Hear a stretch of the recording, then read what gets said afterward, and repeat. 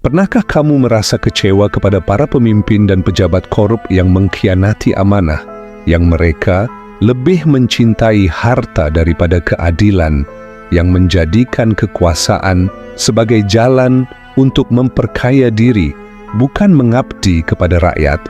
Atau mungkin di suatu malam yang sepi, hati kamu pernah bertanya lirih, masih adakah pemimpin yang benar-benar tulus melayani rakyat demi Allah semata? Di tengah dunia yang kini riuh dengan perebutan kepentingan dan kekuasaan, kita sering merindukan sosok yang adil, bijaksana, dan zuhud, pemimpin yang takut kepada Allah lebih dari ia mencintai tahtanya. Seseorang yang hadir bukan untuk disanjung, tapi untuk menegakkan kebenaran. Lebih dari 1000 tahun silam, di masa Bani Umayyah, yang bergelimang kemewahan dan kekuasaan sudah menjadi kebiasaan, hadirlah seorang pemimpin yang menyalakan kembali cahaya iman di tengah kegelapan dunia. Namanya harum menembus zaman. Dialah Sayyidina Umar bin Abdul Aziz, cicit dari Umar bin Khattab, sahabat Rasulullah yang masyhur karena keadilannya. Namun berbeda dari kebanyakan khalifah sezamannya, Umar bin Abdul Aziz memilih jalan sunyi, menanggalkan kemegahan, menjual harta pribadinya, dan hidup sebagaimana rakyat jelata. Dia lebih memilih pakaian kasar daripada sutra, dan lebih menyukai rumah sederhana daripada istana yang megah. Suatu ketika beliau berkata dengan suara lembut namun tegas, "Jabatan ini bukanlah kehormatan, melainkan beban amanah yang akan ditanya Allah pada hari aku berdiri di hadapannya." Umar bin Abdul Aziz menegakkan keadilan tanpa pandang bulu, menghapus pajak yang menindas rakyat, menegakkan hak fakir miskin, dan menghidupkan kembali semangat dakwah di seluruh penjuru negeri. Kisah Umar bin Abdul Aziz bukan sekadar lembar sejarah, tetapi cermin yang menantang nurani kita hari ini, bahwa kepemimpinan yang berlandaskan iman bukanlah utopia, tapi nyata. Ketika seorang pemimpin menjadikan takut kepada Allah sebagai cahaya yang menuntunnya dalam setiap keputusan, Allah Subhanahu wa Ta'ala berfirman, وَجَعَلْنَاهُمْ أَئِمَّةً يَهْدُونَ بِأَمْرِنَا وَأَوْحَيْنَا إِلَيْهِمْ فِعْلَ الْخَيْرَاتِ وَإِقَامَ الصَّلَاةِ وَإِيتَاءَ الزَّكَاةِ وَكَانُوا لَنَا عَابِدِينَ. Dan kami jadikan mereka pemimpin-pemimpin yang memberi petunjuk dengan perintah kami, dan kami wahyukan kepada mereka untuk berbuat kebajikan, mendirikan salat, dan menunaikan zakat. Dan mereka adalah orang-orang yang selalu menyembah kepada kami. Quran Surah Al-Anbiya 73. Inilah kisah tentang khalifah yang dirindukan. Pemimpin yang tidak hanya memerintah, tetapi membimbing dengan cahaya keimanan. Dialah Khalifah Agung, Sayyidina Umar bin Abdul Aziz.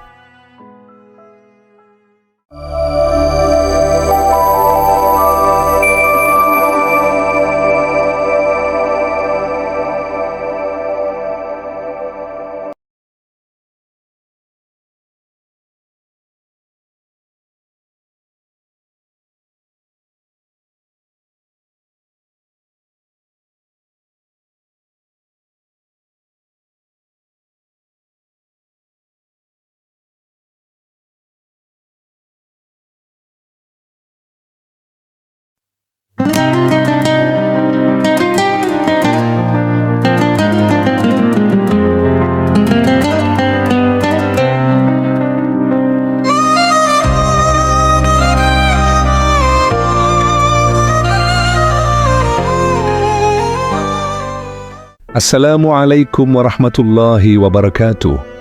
Segala puji bagi Allah, Tuhan semesta alam, yang telah menurunkan petunjuk bagi orang-orang yang mencari kebenaran. Dialah yang menumbuhkan para pemimpin sejati di antara hamba-hambanya dan mengutus Nabi Muhammad sebagai suri teladan bagi seluruh umat manusia.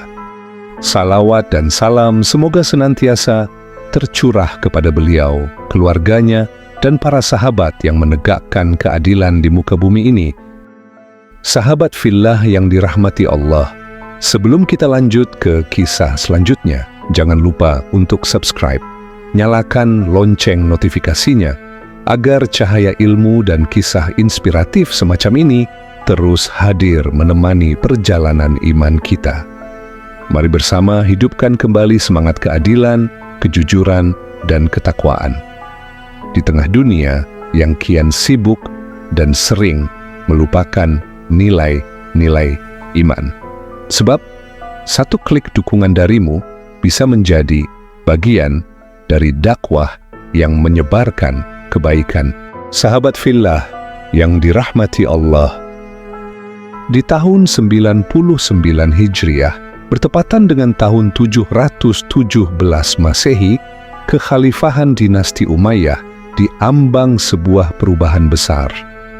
Khalifah Sulaiman bin Abdul Malik yang saat itu memimpin umat Islam terbaring lemah di kamp militernya yang terletak di Dabik, sebuah lokasi strategis dekat perbatasan Bizantium.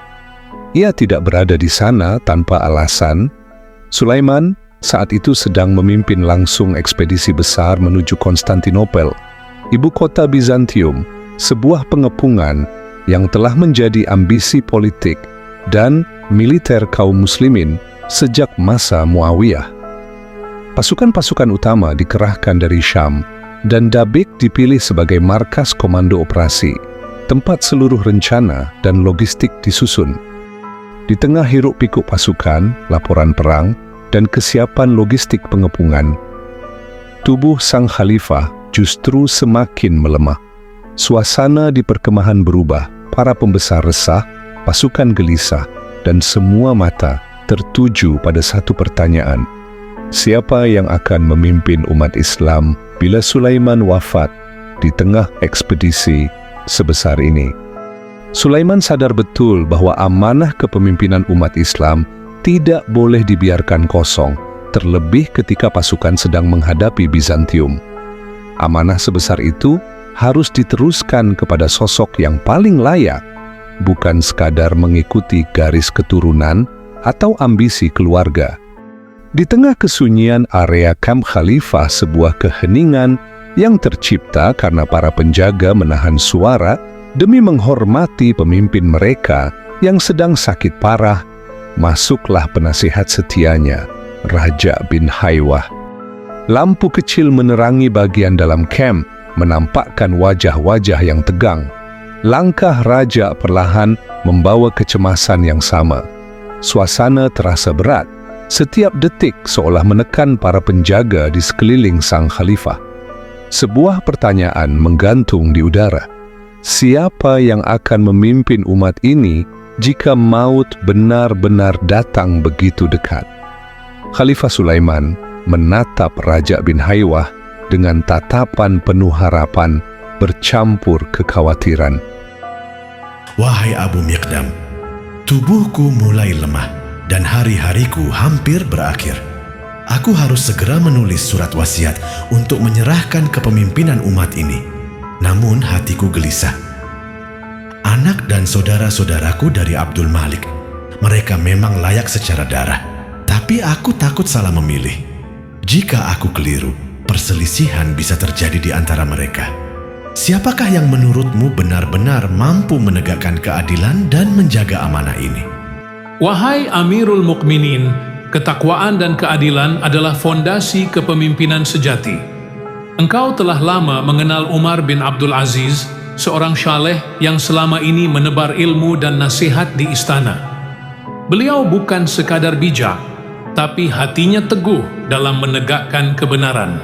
Jika diperkenankan, aku ingin menyarankan, Umar layak dipertimbangkan sebagai penerusmu, sementara Yazid bin Abdul Malik tetap dicatat sebagai pengganti berikutnya. Dengan demikian, hak keturunan tetap dihormati, dan kemungkinan perselisihan dapat diminimalkan. Aku mengenalnya dengan baik. Umar membawa kebaikan dan nasihat ke dalam istana. Namun hatiku tetap gelisah.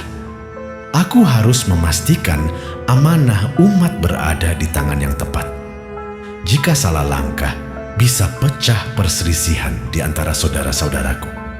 Karena itu, aku menuliskan surat wasiat ini dengan penuh kehati-hatian. Wahai Amirul Mukminin, keyakinanku bukan sekadar kata-kata. Aku telah menyaksikan ketakwaan, kesalehan, dan keberanian hatinya. Umar adalah perwujudan pemimpin adil dan syaleh yang akan membawa kebaikan bagi umat. Percayalah, posisi Yazid sebagai pengganti berikutnya menjaga kehormatan garis keturunanmu serta menenangkan potensi perselisihan. Dan aku menegaskan dengan sepenuh hati, ketika surat wasiat itu ditulis dan diserahkan kepadaku, aku akan benar-benar menjaga dan menegakkan isi wasiatmu agar amanah ini tetap berada di tangan yang tepat dan umat tetap dijaga. Dengan tangan yang kini semakin lemah, Khalifah Sulaiman bin Abdul Malik kemudian menulis surat wasiatnya. Sebuah keputusan penting yang akan mengubah arah sejarah dinasti Umayyah. Raja bin Haywah menerima surat yang telah disegel itu dengan penuh hormat. Ia tahu bahwa ia harus menjaga amanah ini dan menunggu saat yang tepat untuk membacakannya di hadapan para pembesar. Suasana di kamp itu hening, hanya terdengar detak jantung yang berat, penuh ketegangan akan masa depan umat.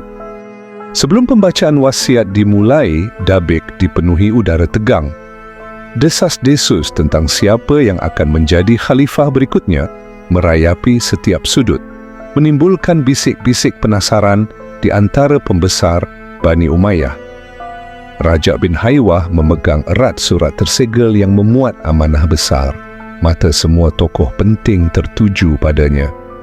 Umar bin Abdul Aziz, yang dikenal zuhud dan rendah hati, merasa berat jika amanah ini jatuh ke tangan dirinya. Dengan langkah hati-hati, ia mendekati Raja bin Haywah.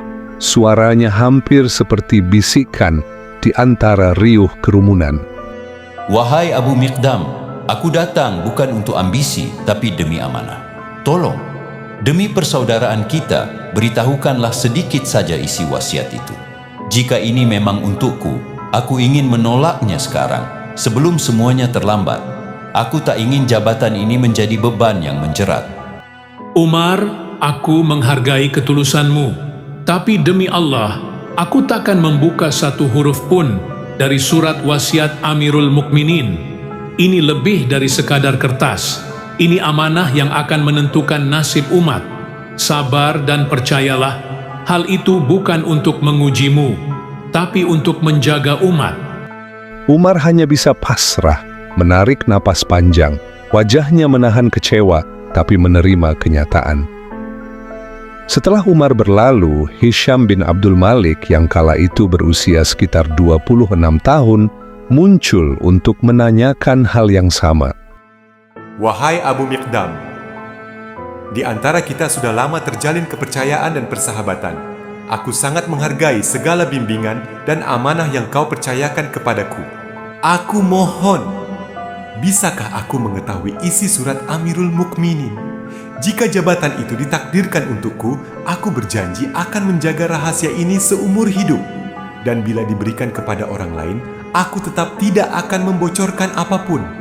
Satu hal pasti, aku putra Abdul Malik tak pantas diabaikan dalam urusan ini. Hisham, demi Allah, aku takkan membuka satu huruf pun sebelum saat yang tepat tiba. Semua akan terungkap sesuai ketentuan Allah. Sekarang bersabarlah, biarkan ketetapan itu berjalan. Hisham menunduk dalam-dalam, menelan rasa penasaran yang membara, namun menerima batasan yang tegas. Ia melangkah perlahan dengan hati yang masih penuh pertanyaan, tetapi tetap mengerti bahwa waktu akan menunjukkan segalanya. Tidak lama setelah menulis wasiat itu, Khalifah Sulaiman bin Abdul Malik wafat pada bulan Safar 99 Hijriah atau 717 Masehi di Dabiq, tempat ia jatuh sakit. Setelah jenazah Khalifah Sulaiman dimakamkan, Raja bin Haywah mengumpulkan para pembesar istana dan keluarga Bani Umayyah di Masjid Dabiq. Ini adalah momen krusial. Raja bin Haywah membuka gulungan surat wasiat yang telah disegel itu dengan hormat. Dengan suara lembut namun tegas, ia mulai membacakan isinya. Bismillahirrahmanirrahim. Nahmaduhu hamdan yaliqu bijalalihi wa nasta'inuhu ala umuri dinina wa dunyana. Dengan nama Allah yang Maha Pengasih lagi Maha Penyayang, segala puji baginya, pujian yang layak bagi keagungannya, dan kepadanya kita memohon pertolongan dalam urusan agama dan dunia. Ini adalah wasiat dari hamba Allah, Sulaiman bin Abdul Malik, kepada Umar bin Abdul Aziz. Sesungguhnya aku telah menunjuknya sebagai khalifah sesudahku, dan sesudahnya adalah Yazid bin Abdul Malik. Maka dengarkanlah dia dan patuhilah. Bertakwalah kepada Allah, dan janganlah berselisih agar musuh kalian tidak berani terhadap kalian. Sejenak, ruangan masjid itu hening. Semua mata tertuju pada Hisham bin Abdul Malik, salah satu putra Abdul Malik yang hatinya bergolak hebat. Bagi Hisham, keputusan ini sama sekali tidak mudah diterima. Ruangan itu mendadak membeku. Para pembesar terdiam menunggu reaksi dari tokoh yang dikenal keras wataknya itu. Wajah Hisham memerah, matanya bergetar menahan amarah dan kekecewaan. Tidak! Demi Allah, kami tidak akan membaiatnya. Bagaimana mungkin dia, lelaki yang bukan dari garis keturunan langsung kami, diangkat menjadi khalifah? Ini merendahkan keluarga kami. Hisham, kendalikan amarahmu. Ini bukan keputusan biasa. Ini wasiat khalifah yang telah wafat. Engkau tahu bahwa Umar adalah laki-laki terbaik dalam keluarga ini? Tetapi ia bukan dari anak-anak kami. Kakekku, ayahku, saudara-saudaraku, semuanya memegang tampuk ini. Mengapa garis itu dipatahkan sekarang? Mengapa tidak salah satu dari kami? Demi Allah, wahai Hisham, tidak ada garis yang dipatahkan setelah Umar amanah kembali kepada keluargamu melalui Yazid bin Abdul Malik. Engkau tidak dizalimi. Lalu mengapa bukan Yazid yang diangkat sekarang? Mengapa mendahulukan Umar, seorang yang tak pernah mengejar kekuasaan? Karena Khalifah Sulaiman melihat sesuatu pada dirinya keadilan, ketakwaan hati yang bersih dari ambisi. Umar tidak meminta jabatan, dan justru itulah yang membuatnya layak. Pemimpin terbaik adalah yang tidak berlari mengejar kekuasaan. Engkau ingin memaksa kami tunduk kepada orang yang tidak mewakili nasab kami? Hisham, ini tentang umat, bukan tentang keluarga. Jika kita menjadikan kekhalifahan ini harta warisan, kita akan menjerumuskan umat ke dalam kehancuran. Aku tetap tidak akan membaiat, apapun alasannya. Hisham, dengarkan baik-baik. Jika kalian menentang, umat akan pecah, darah akan tertumpah. Dan ingatlah, Sulaiman telah mewasiatkan siapa yang menolak akan dihadapi dengan pedang. Hisham, demi Allah yang menegakkan langit, jika engkau tidak berdiri untuk berbaiat, aku akan penggal lehermu. Ucapan itu menghantam ruangan seperti petir. Para pembesar menahan napas. Hisham menatap raja, melihat dalam matanya bahwa ini bukan ancaman kosong. Dengan wajah menahan kekesalan, Hisham maju perlahan, seakan memaksa kedua kakinya menuju masa depan yang tidak ia inginkan. Tetapi akhirnya, ia meletakkan tangannya dan berbaiat. Sahabat fillah, mungkin sebagian bertanya, mengapa ada ancaman keras bagi mereka yang menolak baiat Umar bin Abdul Aziz? Bukankah itu tampak seperti kezaliman? Sebenarnya tidak. Pada masa itu, penolakan terhadap baiat seorang khalifah bukan sekadar tidak setuju, tetapi dianggap sebagai tindakan yang bisa memecah belah umat dan memicu perang saudara. Satu orang pembesar saja menolak, bisa berdiri satu pasukan di belakangnya. Itulah sebabnya negara memiliki aturan tegas untuk mengamankan proses baiat demi mencegah fitnah yang lebih besar. Ancaman itu bukan ancaman pribadi dari Raja bin Haywah, bukan pula ancaman dari kemarahan seseorang. Dan itu adalah bentuk kebijakan keamanan negara pada masa itu yang disebut siasah syariah langkah darurat untuk menjaga kesatuan umat. Jadi yang keras adalah situasinya, bukan hatinya. Sahabat filah kita kembali lagi. Beliau Umar bin Abdul Aziz kemudian dipanggil untuk menerima baiat. Langkahnya berat, seakan setiap hembusan napas membawa beban yang tidak pernah ia minta. Semua mata mengikuti geraknya. Raja bin Haywah mendekat, memegang pundaknya dengan lembut namun tegas, lalu mengarahkannya ke tempat baiat yang telah disiapkan, tempat yang sama di mana wasiat Sulaiman baru saja dibacakan. Beliau pun berucap, Inna lillahi wa inna ilaihi raji'un. Aku tidak pernah menghendaki jabatan ini. Jika kalian menerimaku dengan ridha, aku akan memikulnya. Tapi ketahuilah, aku hanya ingin memimpin dengan keadilan dan ketakwaan. Wahai Amirul Mukminin, kami memilihmu justru karena ini. Baiat ini bukan kemuliaan dunia, ini amanah. Semoga Allah meneguhkanmu di jalan yang benar. Dengan berat hati, Umar bin Abdul Aziz menerima baiat tersebut. Tangisannya menetes di depan semua orang, menandakan beban amanah yang begitu besar yang kini dipikulnya. Masa kepemimpinannya sebagai khalifah baru saja dimulai. Pada hari pertama sebagai khalifah, Umar bin Abdul Aziz berdiri di hadapan rakyat dan para pembesar di masjid untuk menyampaikan visi kepemimpinannya. Beliau berpidato, Wahai manusia, sesungguhnya aku telah dibebani tanggung jawab ini tanpa dimintai pendapatku. Bukan pula karena aku menginginkannya dan bukan hasil musyawarah kalian. Karena itu, aku bebaskan kalian dari baiat yang telah diletakkan di pundak kalian. Maka sekarang, pilihlah siapapun yang kalian kehendaki, dengan pilihan yang benar-benar lahir dari hati kalian sendiri. Wahai Amirul Mukminin, kami telah memilihmu, kami menerimamu. Benar, wahai Amirul Mukminin, kami memilih engkau dengan sadar, dan kami ridha engkau memimpin kami. Kami berdiri di belakangmu. Beliau pun melanjutkan lagi pidatonya. Wahai manusia, taatlah kalian kepadaku selama aku taat kepada Allah. Bila suatu hari aku menyimpang, bila aku melangkah keluar dari batas yang telah Allah tetapkan, maka saat itu tidak ada kewajiban bagi kalian untuk mengikuti aku. Ketaatan hanya berlaku selama aku berada di jalannya. Ketahuilah, tidak ada nabi setelah Muhammad dan tidak ada kitab setelah Al-Quran. Aku bukan pembuat hukum, aku hanyalah orang yang harus melaksanakan hukum yang sudah Allah turunkan. Aku bukan pencipta hal baru dalam agama, aku hanya mengikuti apa yang telah diajarkan Rasulullah. Dan jangan kalian menyangka aku yang terbaik di antara kalian. Aku bukan itu. Aku hanyalah seorang lelaki dari tengah-tengah kalian, dipilih oleh Allah untuk memikul tugas yang lebih besar daripada kemampuanku.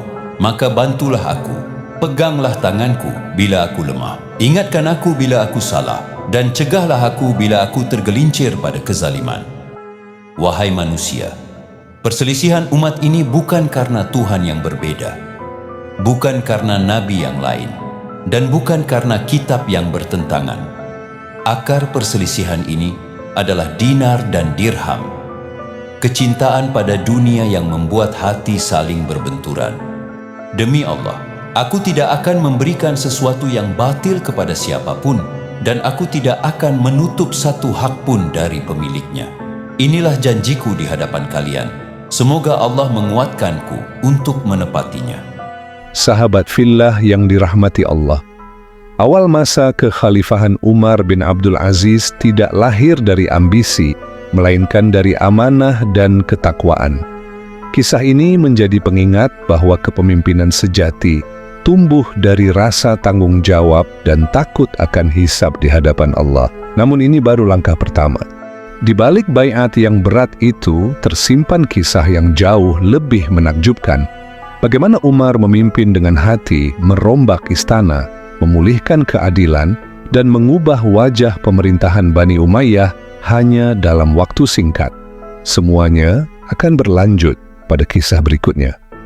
Allahumma ya Rabbana, ya Ghafuru, ya Karim, ya Nurus Samawati wal Ard. Ya Allah Tuhan kami, wahai Zat yang Maha Pengampun, Maha Mulia, cahaya langit dan bumi.